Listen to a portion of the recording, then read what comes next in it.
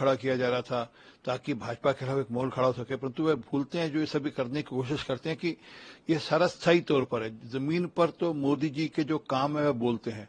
वह बेशक किसान सम्मान निधि हो, वो फसलों पर लगातार बढ़ती हुई एमएसपी हो, सारी फसलें एमएसपी में कवर होने की बात हो, क्रॉप इंश्योरेंस की बात हो, तो वे सब काम बोलते हैं और किसान समझते हैं कि असली हितैषी कौन है, और ये सबके सब वो लोग हैं जो कि सिर्फ उनको बेकाने की कोशिश करते हैं। इसलिए इस बार हरियाणा के अंदर किसानों ने भी भरपूर आशीर्वाद मोदी जी के नाम पर भाजपा सरकार को दिया है।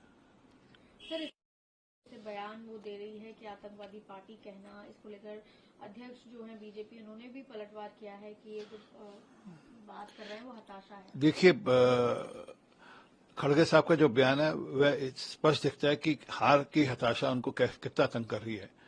परंतु जहां तक भाजपा को आतंकवादी कहने का जो प्रश्न है, उस पर एक बात बड़ी स्पष्ट है कि वे भूल रहे हैं कि सोनिया गांधी के आंसू बहे थे बाटला हाउस के एनकाउंटर के बाद। बाटला हाउस के जो आतंकी थे उनके लिए सारी रात आंसू बहाती रही थी सोनिया गांधी जी। अफजल गुरु के प्रति एक नरम रवैया है कांग्रेस पार्टी का, सबको दिखता है।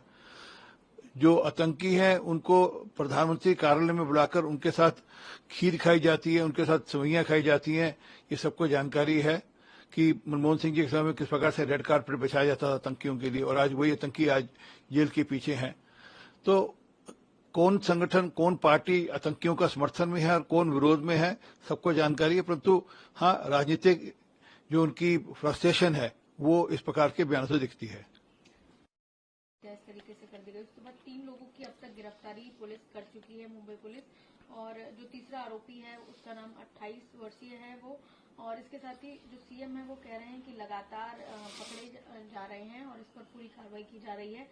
इसके पीछे चाहे विश्नोई गैंग हो या कोई भी अंडरवर्ल्ड गिरोह हो, बख्शा नहीं जाएगा। देखिए, वहाँ की पुलिस सतर्क है और वहाँ की पुलिस का एक साख है दुनिया में। उन्होंने 3 लोगों को अरेस्ट किया है अभी तक, और कोशिश उनकी पूरी जारी है कि जो भी लोग इसके पीछे हैं, जो भी लोग रिमोट कंट्रोल से जो ये सब घटनाएं करते हैं, उनको भी पकड़ा जाए। और मैं अपेक्षा करता हूं कि वहां की पुलिस इसमें सफल होगी।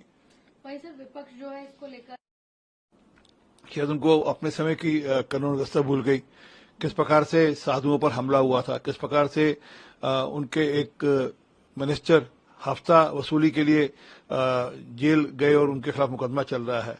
तो अपना समय याद रखना चाहिए और इस प्रकार की घटना में राजनीति नहीं करनी चाहिए, जबकि पुलिस पूरी तरह सतर्क होकर एक्शन ले रही है। जम्मू कश्मीर में सर अब जो साफ हो गए हैं, मुलाकात हुई है, क्या कहेंगे सर? बहुत जल्द वहां पर चुनी हुई सरकार होगी और अपेक्षा करते हैं कि जो चुनी हुई सरकार होगी वो केंद्र के साथ सहयोग करते हुए कश्मीर को, जो नया कश्मीर बनाने का सपना प्रधानमंत्री मोदी जी का है और कश्मीर को विकसित भारत का 2047 का हिस्सा बनाने का जो मोदी जी का है, उसमें केंद्र सरकार के साथ मिलकर उस सपने को पूरा करेंगे। वहीं सर, कांग्रेस नेता पी चिदम्बरम स्टेट हुड के बारे में प्रधानमंत्री जी ने और होम मिनिस्टर साहब ने ऑलरेडी कमिटमेंट कर रखी है। ठीक उपयुक्त समय पर कश्मीर को, जम्मू कश्मीर को स्टेट हुड भी मिलेगी। था उस समय उन्होंने नियम बनाया कि राष्ट्रीय अल्पसंख्यक आयोग का अध्यक्ष केवल मुस्लिम ही हो सकता है। देखिए, कांग्रेस की सरकार या यूपी के सरकार में मुस्लिम वोट को खुश करने के लिए, उनको अपील करने के लिए सब हदें पार हुई, और सिर्फ मंत्रालय नहीं बनाया, पूरी की पूरी सरकार इस ढंग से चल रही थी किस प्रकार से हम मुसलमान वोट को खुश कर सकें। वह अलग अलग विषय हो, चाहे वो ट्रिपल तलाक का मामला हो, चाहे वो अन्यथा कई मामले हो जिसमें वक्फ बोर्ड का मामला हो, चाहे वो कम्युनल वायलेंस बिल की बात हो, हर मामले में सरकार मुस्लिमों के पक्ष में खड़ी दिखती थी और ऐसा लगता था कि सरकार सिर्फ मुस्लिम एजेंडे को बढ़ाने के लिए सरकार चल रही है। ये कांग्रेस राज में भरपूर हुआ। खड़गे जी ने जमीन वापस लौटा दिया। जब वे जमीन वापस लौटा रहे हैं तो इसका मतलब कि वे ये मान रहे हैं कि घोटाला हुआ था, और इससे पहले प्रदेश के मुख्यमंत्री की पत्नी ने भी जमीन लौटाई। स्पष्ट है घोटाला हुआ है। वह अपने पापों को धोने के लिए या अपने पापों से बचने के लिए, जो घोटाला भ्रष्टाचार किया उससे बचने के लिए जमीन लौटा रहे हैं, परंतु जांच का विषय है और ये पक्की बात है कि इस जांच की आंच इन पर आएगी। सर, आपको लगता है कर्नाटक में कांग्रेस मामले हैं कट्टरपंथी तत्वों के खिलाफ इस्लामी, उनको वापस ले लिया गया है, ये आरोप केंद्रीय मंत्री भी कह रहे हैं। ये उन लोगों के मामले वापस लिए जिन्होंने थाना जलाने की कोशिश करी, जिन्होंने पुलिस के अधिकारियों को मारने की कोशिश करी, उन मामलों को वापस ले रहे हैं क्योंकि इनको वोट बैंक का ध्यान आता है और वोट बैंक के चलते हुए, मुसलमान वोट बैंक के चलते हुए उन सब मामलों को वापस ले रहे हैं। और लगभग 155 लोगों के खिलाफ इस प्रकार के मुकदमे थे जो ये वापस ले रहे हैं, और जबकि वहां के छात्र आंदोलन के या किसान आंदोलन के जो मुकदमे हैं वे वापस नहीं ले रहे। लोगों को संबोधित करते हुए कहा कि जम्मू कश्मीर को आधा राज्य बना दिया गया है, सारी शक्ति उपराज्यपाल को दे दी गई थी।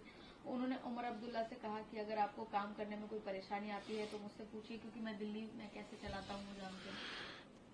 एक तरफ तो कहते हैं कि दिल्ली में एलजी काम करने नहीं देता, एक तरफ ये गाना भी गाते हैं कि हमने ये सब किया। असल में क्या है कि दूसरों को सलाह देने से पहले अपनी दिल्ली की सरकार ठीक चले, ये जरूरी है। उमर अब्दुल्ला सरकार, अब ये उनका पार्टी का मामला है, वह किसको समर्थन देते हैं किसको नहीं समर्थन देते, परंतु एक बात बड़ी स्पष्ट करें कि क्या अरविंद केजरीवाल इस पक्ष में है कि जो आतंकवादी हैं उनके परिवारजनों को नौकरी दी जाए, क्योंकि उमर अब्दुल्ला के एजेंडा पे सबसे बड़ा पहला एजेंडा यही है।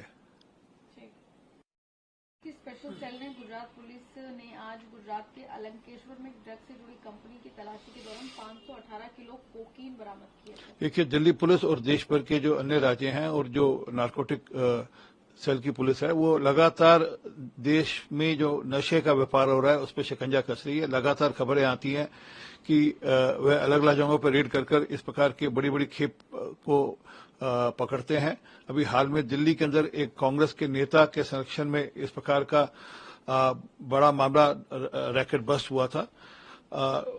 लगातार पुलिस और जो नारकोटिक सेल है वह इस तरफ तत्पर है। सर, यूपी में घटना सामने आई है जिसको लेकर वहां पर मुस्लिम जुलूस में इलाके में गुजर रहा था, तब इस तरीके से चीजें हुई। देखिए, दुर्गा पूजा हो का विसर्जन का मामला हो, चाहे वो हनुमान जयंती पर कार्यक्रम हो, चाहे वो रामनवमी पर कार्यक्रम हो, इन दिनों में इस प्रकार के शरारतपूर्ण काम लगातार होते हैं और दिखता है कि किस प्रकार से एक समुदाय की ओर से शरारत की जा रही है।